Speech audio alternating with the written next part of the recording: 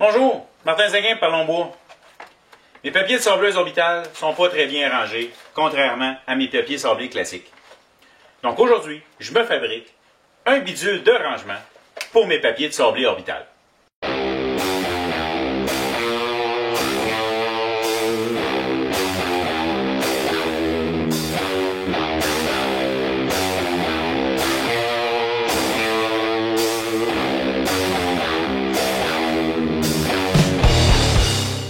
Comme tout bon projet qui se respecte, on fait un plan.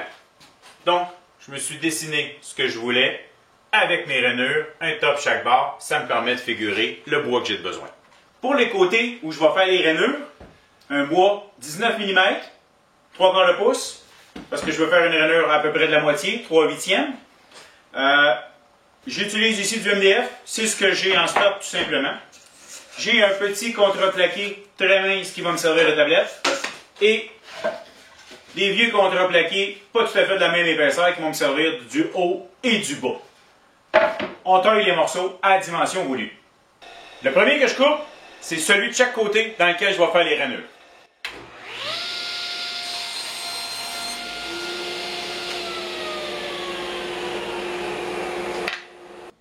J'ai identifié où je voulais faire mes rainures. Avec une petite ligne. Je le sais, ma distance pour celle du bas n'est pas la même que celle du haut. Je tiens absolument à avoir 1,5 pouce de différence, donc à environ 4 cm. Je vais m'aligner. Je sais qu'ici, elle n'aura pas la même épaisseur. C'est pas grave, j'ai autre chose à y mettre dans la dernière.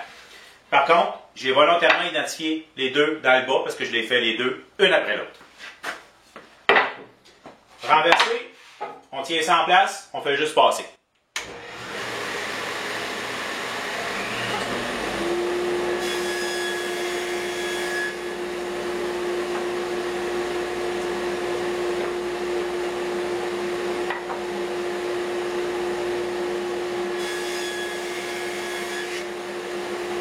Pour la suite, j'ai juste à tasser mon guide et à les refaire les unes après les autres à la distance que j'ai prévue. Donc, j'augmente d'1,5 pouce à chaque fois, 3 cm et demi, je tasse mon guide à chaque fois de cette distance jusqu'à temps que j'arrive en haut.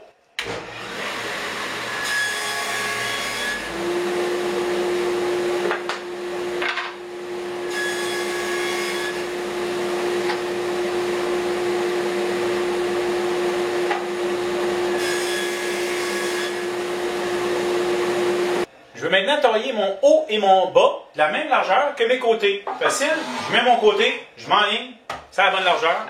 Je taille tous mes morceaux, tout de suite, basé sur cette largeur-là.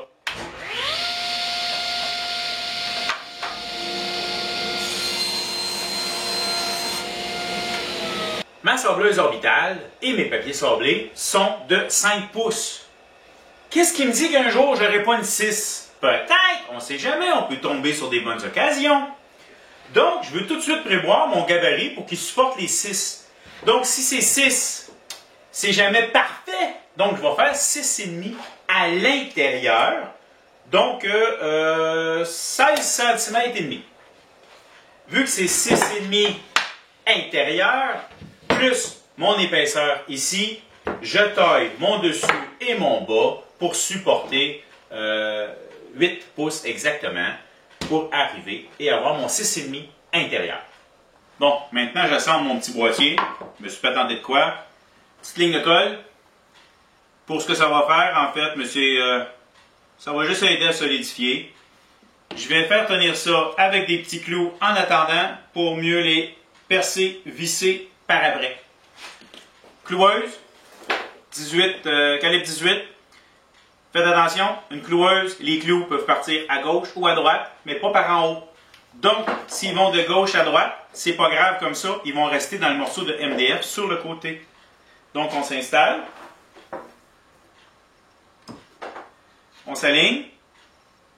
Et on laisse pas les doigts. 1. Je vais compléter ça avec des vis. Je monte tout mon bloc au complet. Je vais maintenant percer, chanfreiner avec ce genre de mèche directement pour que ça soit plus solide.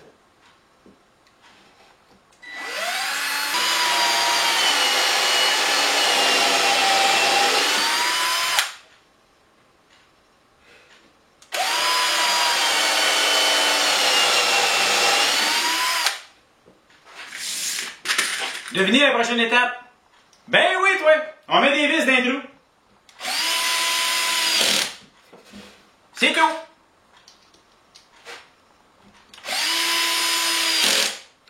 C'est maintenant l'heure de tailler les tablettes. Et oui, ben j'ai pris mes mesures, puis je coupe.